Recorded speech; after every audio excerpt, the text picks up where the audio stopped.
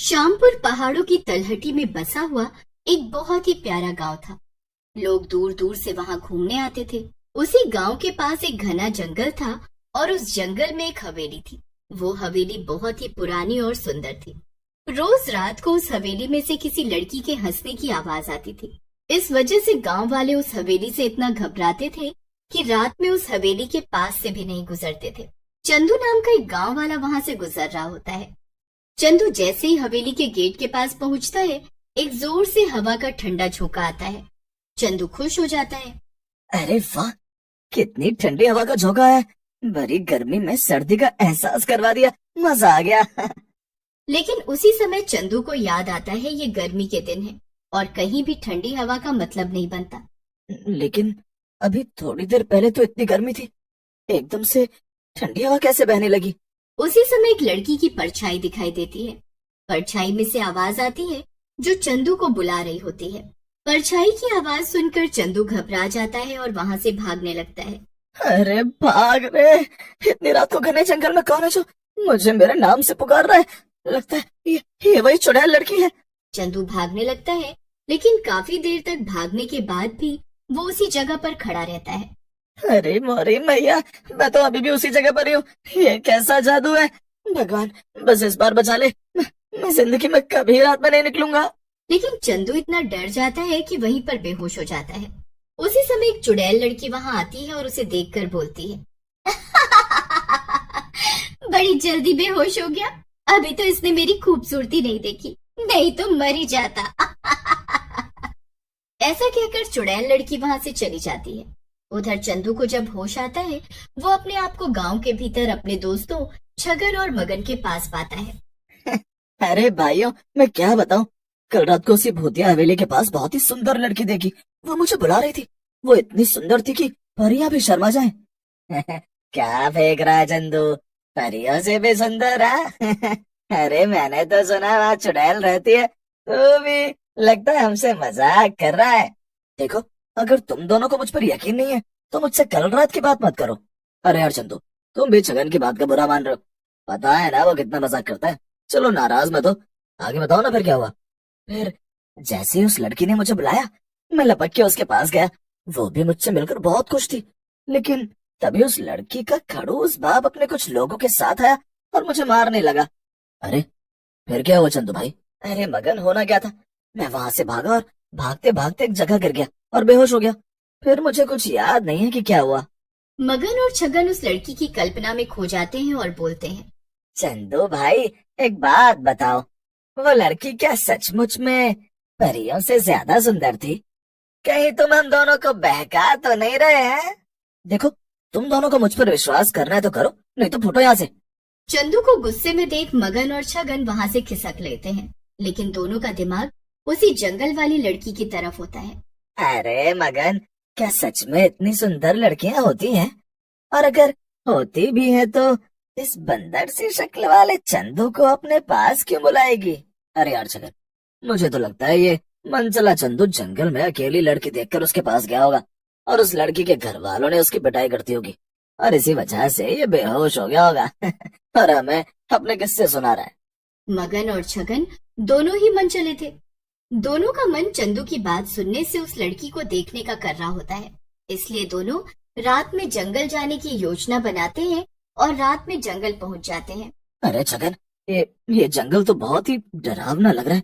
कहीं ये उस चंदू के बच्चे ने हमारे साथ मजाक तो नहीं किया? मुझे तो बहुत ही डर लग रहा है।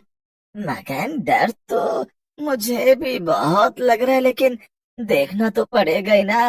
वैसे भी सुना नहीं है क्या कि कीचड़ में ही कमल होता है? वैसे सुंदर लड़कियां जंगल में अकेले ही रहती हैं। अब ये बकवास बात कहाँ से सुन ली तूने? कौन से बाबा ने बताई तेरे को ये बात कि सुंदर लड़कियां जंगल में रहती हैं? ये बात श्री श्री श्री 1,00,000 बाबा छगन दास ने बताई है। जैसे ही छगन की बात खत्म होती है, तभी वहां एक लड़की की सुरीली आवाज आती है। अरे ओ छगन और मगन, तुम दोनों मुझे ही ढूंढ रहे हो क्या? बताओ।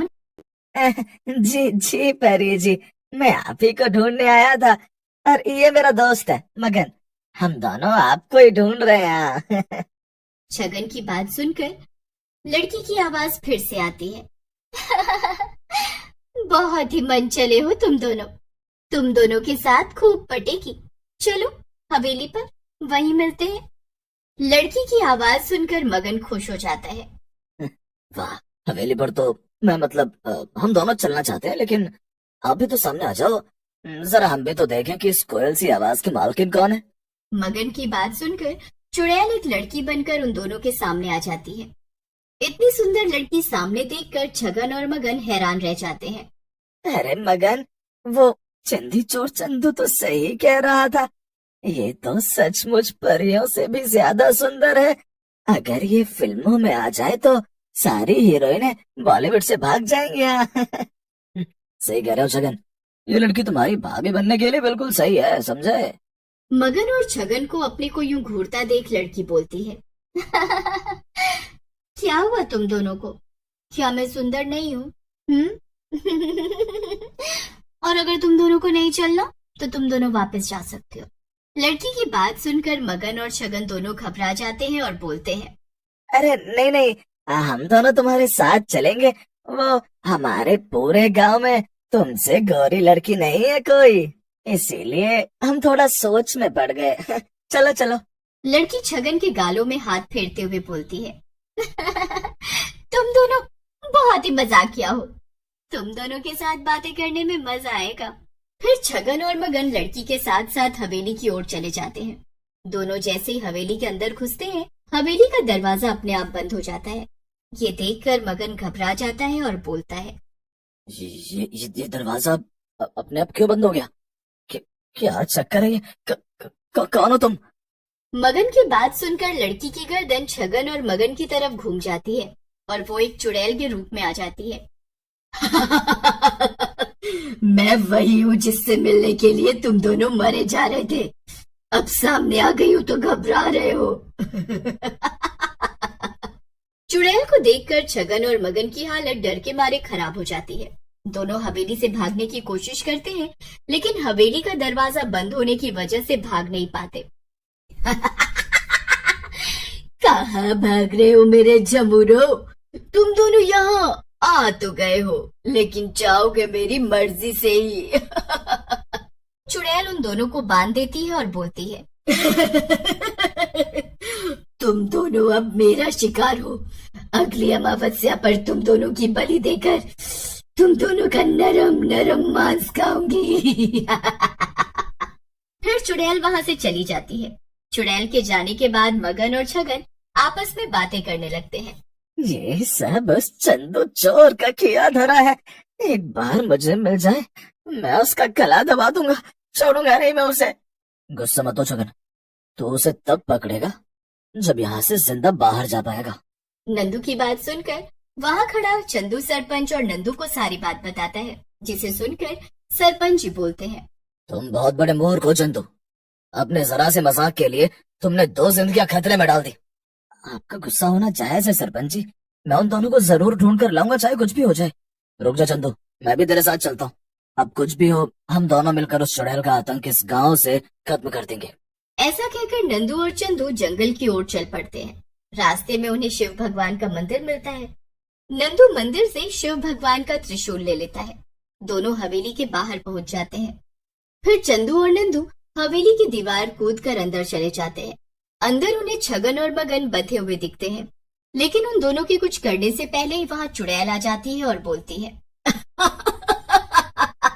चंदू, कहाँ जा रहे हो मेरे घर को तोड़कर? तुम दोनों को तुम्हारी मौत यहाँ खींच लाई है। हम दोनों तो मरने के लिए ही आए हैं यहाँ।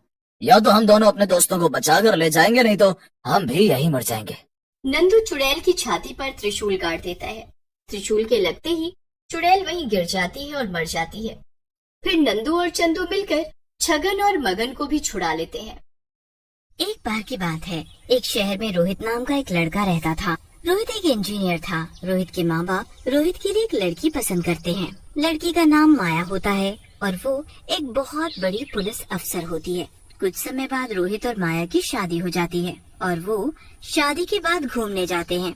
वो एक रिजॉर्ट में ठहरते हैं। रिजॉर्ट बड़ा ही सुंदर होता है। उनके कमरे के सामने स्विमिंग पूल भी होता है। देखो, मैं तुम्हें कितनी अच्छी जगह लेकर आया हूँ। हाँ, सच में जगह तो बहुत ही खूबसूरत है। ऐसा मन कर रहा है कि बस हमेशा के लिए यहीं बस जाओ। अरे कोई नहीं, हम हर साल यहाँ घूमने आ जाया करेंगे। तुम जैसा चाहोगी बिल्कुल वैसा ही होगा। रात हो चुकी होती है, इसीलिए दोनों खाना खाकर सो जाते हैं। आधी रात को रोहित के कानों में किसी औरत के चिल्लाने की आवाज आती है। आ, आ, बचाओ! आ, कोई है, कोई मुझे बचाओ! रोहित घबरा कर उठ जाता है तो देखता है कि माया बिस्तर पर नहीं है। उसे बिस्तर पर ना पाकर वो घबरा जाता है। रोहित को लगता है कि वो माया की ही आवाज है। वो इधर उधर कमरे में देखता है, फिर बाथरूम में जाता है, पर माया कहीं नहीं होती। उसके बाद रोहित की नजर बाहर स्विमिंग की तरफ जाती है तो वो देखता है कि एक औरत पानी में डूब रही है और चिल्ला रही है, बचाओ! बचाओ! कोई मुझे बचा लो! रोहित भागकर बाहर जाता है तो देखता है कि स्विमिंग पूल में कोई डूब रहा है। उसके बस हाथ ही बाहर होते हैं और वो बुरी तरह जले हुए होते हैं और उनमें लंबे लंबे नाखून होते हैं। ऐसा लगता है जैसे वो किसी चुड़ैल के नाखून हैं। ये क्या है? ये किसके हाथ है? माया, माया, तुम कहाँ हो माया? क्या हुआ रोहित? तुम चिल्ला क्यों रहे हो? क्या बात है? तुम कहाँ थी? मैं तो सो रही थी। तुम बताओ, तुम्हें क्या हुआ है? वो स्विमिंग पूल में चुड़ैल। हाँ, मतलब मैंने बस उसके हाथ देखे थे और वो बुरी तरह जल रहे थे। उसके लंबे लंबे खतरनाक नाखून थे। मुझे तो सोचकर भी डर लग रहा है। ये आपका वहम होगा। आप ना चलकर सो जाओ, सुबह आराम से उठना और देखना सुबह तक आप सब भूल जाओगे। आओ चलो। अगले दिन दोनों बाहर घूमने जाते हैं। पूरा दिन घूमने के बाद जब दोनों थक कर सो जाते हैं, रात को फिर से रोहित को चिल्लाने की आवाज आती है। रोहित उठता है तो उसे उसी स्विमिंग पूल में माया दिखती है और वो डूब रही होती है। रोहित बिना सोचे समझे पानी में कूद जाता है। पानी के अंदर वो रोहित का पैर खींच लेती है। रोहित को अपने सामने साफ साफ एक जली हुई चुड़ैल दिखाई देती है। रोहित डर कर बाहर आने की कोशिश करता है पर वो चुड़ैल उसे पकड़ लेती है। रोहित पानी में छटपटाने लगता है पर चुड़ैल उसे फिर भी नहीं छोड़ती। अब तो रोहित को सांस लेने में भी दिक्कत होने लगती है। रोहित अपनी पूरी जान लगाता है और झटके से अपना हाथ चुड़ैल के हाथ से छुड़ा लेता है और वो बिना वक्त बर्बाद किए बस जल्दी से जल्दी पानी के ऊपर आता है तो वहाँ सामने माया खड़ी होती है। रोहित, रोहित, जल्दी आओ, जल्दी आओ, मेरा हाथ पकड़ो। रोहित! माया, माया, वो चुड़ैल, चुड़ैल, माया वो चुड़ैल। शांत रहो रोहित, शांत। रोहित शांत। तुम बस मेरा हाथ पकड़ो। रोहित अपना हाथ माया को देता है। माया रोहित को स्विमिंग पूल से बाहर निकाल लेती है और कमरे में ले जाकर बिस्तर पर लिटा देती है। आज तो मैंने उस चुड़ैल को साफ साफ सामने से देखा। हम यहाँ से कल ही वापस चले जाएंगे। मैं यहाँ एक दिन भी नहीं रुक सकता। और तुम ये बताओ कि क्या तुमको कभी वो चुड़ैल नहीं दिखती? और हमेशा तुम रात को कहाँ गायब हो जाती हो? मैं तो यही होती हूँ। मैं भला यहाँ अकेले कहाँ जाऊंगी? माया सो जाती है पर रोहित को नींद नहीं आती। वो पूरी रात सोचता रहता है। कुछ तो गड़बड़ है। ये इत्तेफाक नहीं हो सकता। हर रात मुझे वो चुड़ैल आवाज देती है और जब भी मैं उठता हूँ तो माया गायब होती है। जब माया आती है तो चुड़ैल गायब हो जाती है। आखिर ऐसा कैसे हो सकता है? मुझे इसका पता लगाना ही होगा कि माया चुड़ैल के आने के वक्त कहाँ गायब हो जाती है और उसके लिए मुझे यहीं रुकना होगा। रोहित अगले दिन वापस जाना कैंसिल कर देता है और हर वक्त माया पर नजर रखता है। पूरे दिन माया अच्छे से रहती है पर जैसे ही रात होती है तो रोहित सोने का नाटक करने लगता है। माया भी उसके बगल में सो रही होती है। जैसे ही माया को लगता है कि रोहित गहरी नींद में सो गया है, वो धीरे से उठकर बाहर जाती है। रोहित थोड़ी सी आंखें खोलकर देखता है कि माया वो चुपके से उसके पीछे जाता है, उसे देखने लगता है। माया स्विमिंग पूल में पैर डालकर बैठ जाती है।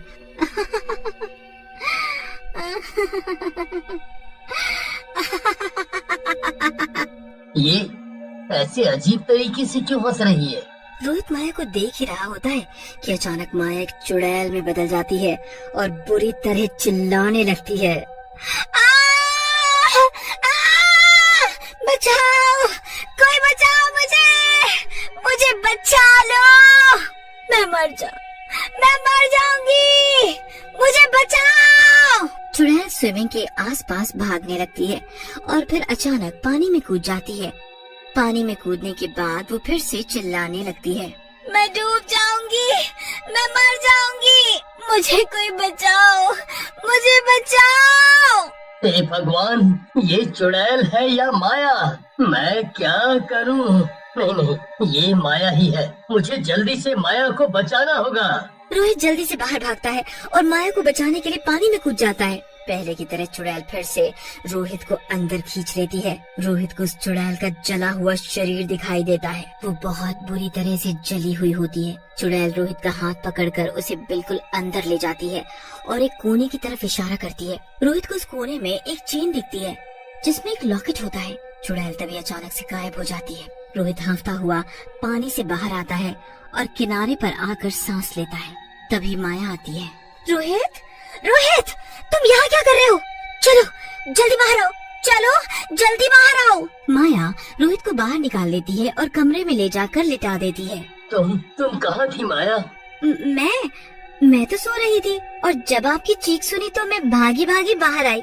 झूठ मत बोलो माया, मैंने तुम्हें खुद मुझसे पहले बाहर स्विमिंग के पास जाते देखा था और तुमने ही स्विमिंग में मुझे खींचा था और तुम ही मुझे अंदर ले गई थी।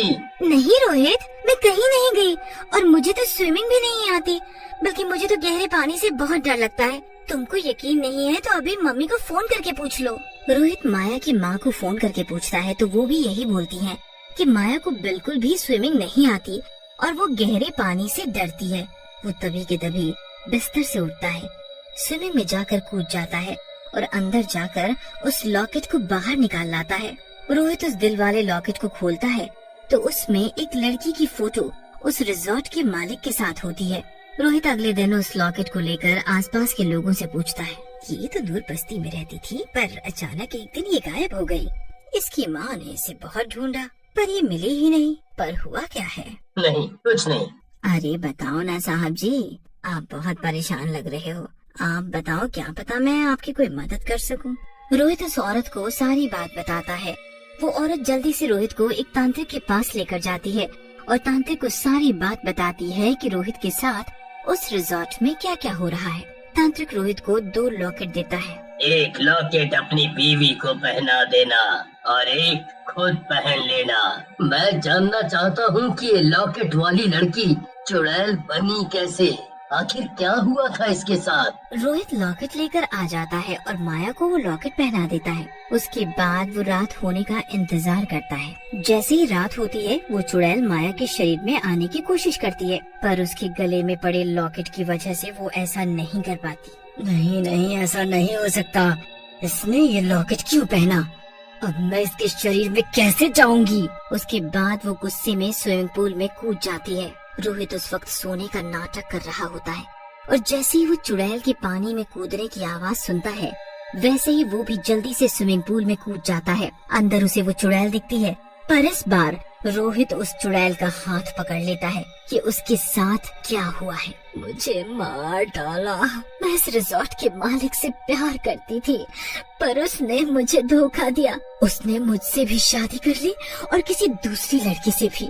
जैसे ही मुझे ये बात पता चले तो मैं सीधा यहाँ आ गई। उसकी दूसरी बीवी को भी सब बताने जाने लगी तो उसने मुझे यहीं जिंदा जला डाला और बस खुद को बचाने के लिए स्विमिंग पूल में कूद गई। जैसे ही रोहित उस चुड़ैल की बात सुनता है वो उस चुड़ैल का हाथ छोड़ देता है और जल्दी से बाहर आ जाता है।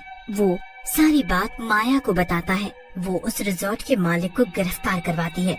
उसके बाद उसे उम्र कैद की सजा हो जाती है। चुड़ैल को इंसाफ मिल जाता है और उसकी आत्मा को मुक्ति